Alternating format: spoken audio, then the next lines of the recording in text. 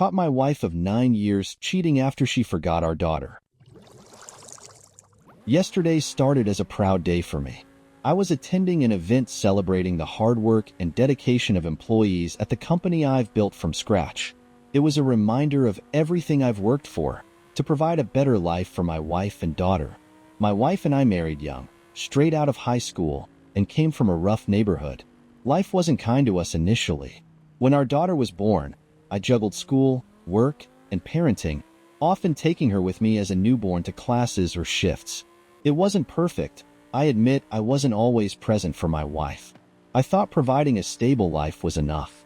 As I stood at the event, proud but exhausted from the hustle, I got an unexpected call. My wife's cousin was on the other end, frustrated and complaining that my wife hadn't picked up our daughter at the agreed time. That wasn't like her. My wife had always been reliable about such things. Concerned, I immediately left the event to pick up my daughter, brushing aside the sinking feeling in my gut. On the way, I noticed my wife's location on her phone was turned off. It crossed my mind that the signal in our area wasn't great.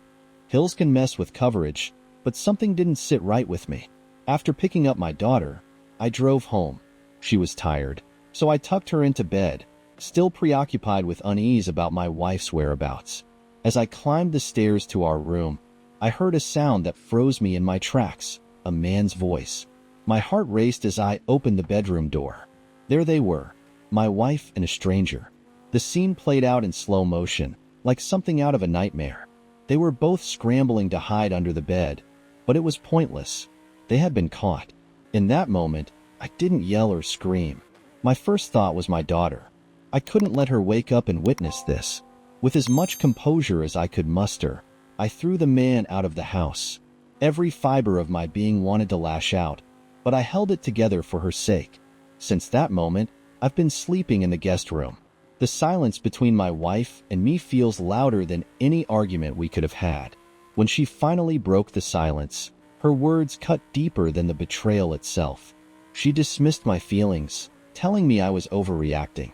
"This is normal in marriage," she said, as if this was something I should accept. Her defense? That I worked too much, leaving her lonely. She went on to say I'd be stupid to file for divorce, claiming it would ruin my relationship with our daughter. "She'll think you're a deadbeat who left her and her mom," she said. Her words echoed in my mind. Was it my fault? Had I neglected her so much that she felt justified in turning to another man? This month had been particularly stressful. Long hours, endless meetings. But it was all for them. For her. For our family. Her logic gnaws at me, but deep down, I can't bring myself to agree with her. Betrayal was never a part of my vision for marriage, no matter how strained things became. I've always believed in loyalty, in fighting through the tough times together. But now, I'm questioning everything. Did I unknowingly fail as a husband? Could this have been prevented if I'd taken more time to focus on her needs? Or is she trying to manipulate me into accepting something I shouldn't? Her calmness in the face of what she's done feels surreal. How can she act like nothing happened? Like this is just another bump in the road? It's tearing me apart. I'm at a crossroads, unsure of what to do. Divorce feels like the obvious choice, but her words linger in my head. What if leaving does damage my relationship with my daughter? What if she grows up believing I abandoned her? I can't help but feel like I'm losing my mind. The love I had for my wife feels like a distant memory, overshadowed by anger and betrayal. Yet, a part of me still wants to hold on to the family we've built. I never imagined this kind of thing happening. I thought we were stronger than this. Now I'm left wondering if I'm overreacting, or if this is a deal breaker. My kids helped hide my wife's affair from me. Last week, while my wife, Sophia, was in the shower, I noticed a notification flash across her phone screen. Curious, I picked it up, thinking it might be one of our daughters, Maddie or Alice, confirming their plans for the girls' dinner they had mentioned earlier. But what I saw made my heart stop. An unsaved number had sent a message that read, "I can't wait to see you," followed by a string of kissing emojis. My stomach churned as I stared at the screen, frozen in disbelief. Compelled by a sense of dread, I tapped on the message thread. It wasn't long, just a brief back and forth. They were discussing plans for that evening, expressing how much they missed each other. One line stood out like a dagger. Once a week just isn't enough. 29 years of marriage, decades of love, laughter, and hardships seemed to crumble in an instant. I wanted to believe there was some mistake, but the pit in my stomach told me otherwise. Fighting the urge to confront Sophia immediately, I decided to test the situation. I grabbed my phone and texted both of our daughters, asking about the details of their girls' dinner.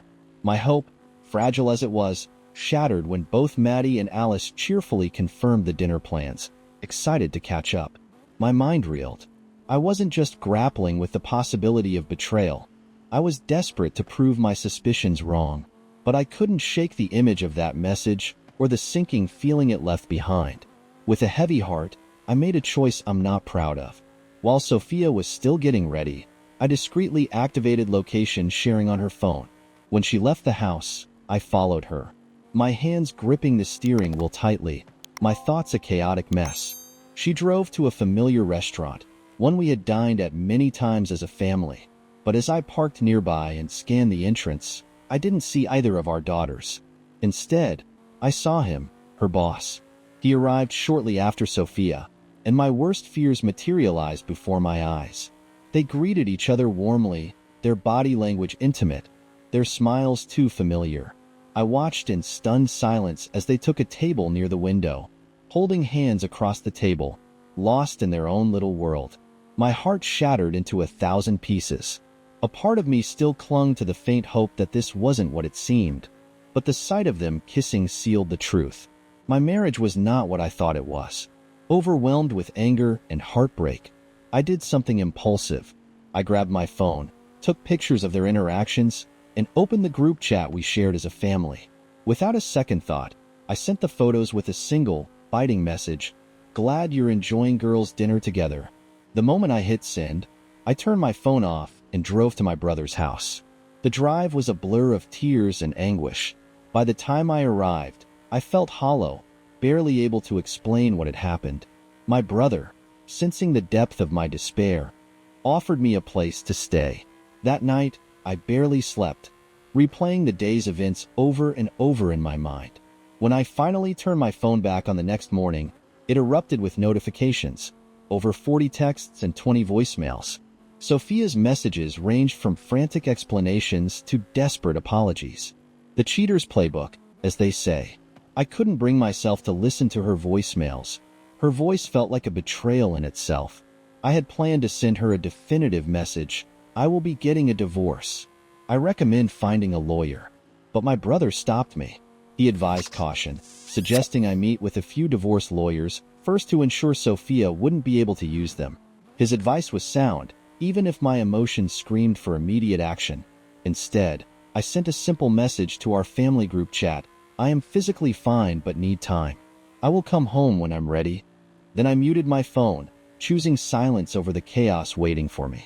As I sat on my brother's couch, staring out the window at the cold, gray sky, I felt a mixture of anger, sadness, and resolve. The life I thought I had was gone, but I wasn't ready to let the pain dictate my future. For now, I would focus on regaining my footing, one step at a time. That morning, I called every lawyer who seemed to have the best reputation in town. By the end of the day, I had met with several and chose the one who appeared ready to approach this situation with scorched earth determination. Exhausted from the legal meetings, I finally turned my attention to the messages I had been avoiding. Both of my daughters had been reaching out, apologizing profusely. Maddie, my younger daughter and the quintessential daddy's girl, was in a state of panic. She had sent nearly 50 messages, each more desperate than the last, saying how much she regretted lying to me and how it had eaten at her every moment since. Her boyfriend even texted me, pleading on her behalf. He claimed he didn't know the full details but warned that she was on the brink of a panic attack. I couldn't ignore her anguish. I typed out a response, though my heart felt heavy as I hit send. "Maddie, I love you, but please understand that what you've done has hurt me deeply. I need you to give me space." Within seconds, she replied, "Okay, I'm so sorry. I never should have helped. I'll never forgive myself. I love you too." I didn't respond. Alice, my older daughter, was different. Our relationship had always been strong, but she was undeniably her mother's confidant. Her apology was subdued, almost dismissive. She expressed regret but insisted that I shouldn't throw away a good marriage over what she called one mistake. Fury boiled inside me as I read her words. I couldn't hold back my anger. "Alice, this isn't a mistake," I wrote. "This is a betrayal. For my whole family. Please don't reach out again until I make first contact." Her silence was deafening, but I knew she had shared my message with her mother because shortly afterward, my soon-to-be ex-wife, Julie, started pleading with me not to take this out on Alice. I didn't respond to Julie either. From this point forward, my communication with her would be strictly through lawyers. That was 5 days ago. I'm still staying at my brother's house, unable to contain the tidal wave of emotions that crash over me every day. I cry every morning, often unable to stop. My feelings swing violently between soul-crushing sadness and uncontrollable rage. Losing Julie is devastating, but the betrayal from my daughters cuts even deeper. How can I ever face them again? How do I even begin to forgive them? Alice's upcoming wedding only complicates things further. It's supposed to happen this fall, and I've been paying for nearly everything. But now, I can't imagine attending. The thought of pretending everything is fine is unbearable. A year has passed since my original discovery. Some days, it feels like the wound is still fresh, while others, it's as though the pain has always been there. An ever-present shadow. Julie and I are still trudging through the divorce proceedings. Legal hurdles have stretched the process out interminably. Due to state law, we were required to undergo a 6-month legal separation before initiating the divorce. After spending a week and a half at my brother's, I moved back into our shared home temporarily, primarily to re-establish it as my residence for legal purposes. A week later, I served Julie with the separation papers. The terms were grueling. The house had 1 year left on its mortgage, and whoever remained in it was supposed to pay the full amount. But Julie weaponized her history as a stay-at-home mom from 2 decades ago, back when Maddie was in preschool. She used that argument to secure the right to stay in the house while splitting the mortgage payments with me. I'm still bitter about it. It had been her decision to leave her career, one I had advised against at the time. Now, I'm writing this from a cramped 1-bedroom apartment. It's far from the life I envisioned for myself at this stage, but it's my reality. Each day is a struggle to piece myself back together. The road ahead feels uncertain and treacherous, but one thing is clear. I have to keep moving forward, no matter how much it hurts. Maddie and I managed to reconcile quicker than I expected, though it wasn't exactly a smooth process. One day, she showed up at the house and, to my surprise, simply refused to leave until I spoke with her. There were no outbursts or dramatic scenes. She just calmly made it clear that she wasn't going anywhere. This went on for weeks. Her boyfriend, understandably frustrated, would come over and endure the awkward tension between all of us. Each time, Maddie would reiterate, sometimes even in front of Julie and me, that she wasn't returning to their apartment until we mended things. At the time, her stubbornness grated on me. I was barely holding myself together as it was, with Julie and I locked in heated battles over the terms of the legal separation. But eventually, the pressure built up and I snapped. I unleashed my pent-up frustration on Maddie, and it was during that emotional exchange that she told me everything. She explained how she had found out about the affair. 2 weeks before I discovered it, during an actual girls' dinner, Julie had gotten drunk and let the secret slip. Alice had tried to stop her, but Julie's loose tongue prevailed. Both Alice and Julie had begged Maddie to stay quiet until Julie could muster the courage to come clean to me. As Maddie tearfully recounted this, she admitted that she now realized Julie had never intended to tell me the truth. The girls' dinner lie marked the first time she had ever deceived me about the affair. According to Julie, that night was supposed to be the end of her relationship with her boss, after which she would come home and confess. But that confession never came. By the time Maddie finished speaking, we were both in tears. Then Julie walked in, attempting to defend herself. That was the final straw. All the anger and betrayal I had been suppressing came roaring to the surface, and I exploded in a way I never had before. My voice was raw with fury as I confronted her. Even Maddie had to intervene to calm me down. It wasn't just the infidelity that enraged me. It was the manipulation. Julie hadn't just betrayed me. She had dragged at least one of our daughters into her web of lies. It was unforgivable. In that moment, I made a decision. To get both Maddie and myself out of that toxic house, I agreed to the split mortgage arrangement. It was far from ideal, but it allowed me to move on. That very night, Maddie returned to her boyfriend's apartment, and I began looking for my own place. I eventually found a modest one-bedroom apartment, and Maddie even took it upon herself to decorate it for me. Her efforts turned it into a warm, welcoming space that I now call home. Unfortunately, my relationship with Alice has not fared as well. After everything unraveled, her fiancé reached out to me, clearly sensing something was amiss. He asked if Alice was cheating on him. I assured him that I had no reason to believe she was, but I did explain that Julie had been unfaithful and that Alice had known before I did. Whatever happened next between them remains a mystery, but their engagement ended soon after. Alice blames me entirely. She insists I shouldn't have said anything to her fiancé, and her anger has been unrelenting. She even showed up at my apartment once, sobbing and accusing me of ruining her life. After that confrontation, she blocked me on every platform and cut off all communication. I later learned she had kept some of the money I had contributed toward her wedding expenses. Her lack of remorse and the sheer coldness of her actions make it hard to see a path to reconciliation. I still don't know how long she knew about the affair, and I suspect I never will. Alice and Julie now live together in the house. Julie, for her part, is openly dating her boss. After I caught them, he left his firm to avoid professional consequences.